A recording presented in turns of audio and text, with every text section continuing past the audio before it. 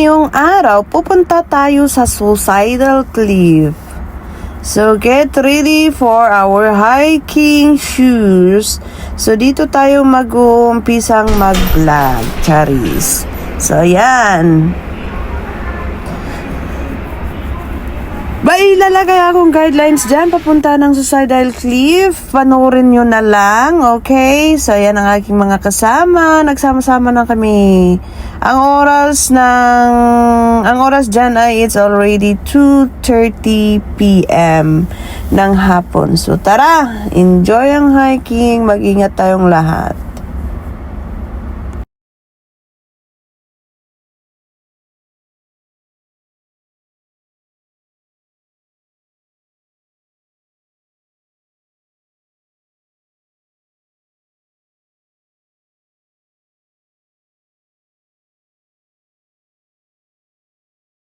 Kowloon Peak hike takes you on a journey to the Kowloon Peak viewpoint, but also leads you to one of the most well-known spots in Hong Kong, which is Suicide Cliff. The total route is under 7 kilometers to see both viewpoints and is recommended for sunset. It's not a hike for beginners but is relatively safe for the average hiker. Kowloon Peak, Suicide Cliff Hiking Guide. In this blog post, I'll share everything you need to know about the Kowloon Peak hike to Suicide Cliff, including where it is, how to get there, and when it's best to visit. Kowloon Peak hike to Suicide Cliff details. Hike distance. The total distance of this route was 6.8 kilometers. There are shorter routes directly up and down from Suicide Cliff, but that doesn't include the Kowloon Peak hike duration. The route from Choi Hung MTR station to Kowloon Peak and then to Suicide Cliff and finally down to the bus stop took us 2 hours and 13 minutes of hiking time. However, that didn't include the time spent at viewpoints. I would bargain for 4 hours in total if you want to watch the sunset and enjoy the views at Kowloon Peak and Suicide Cliff.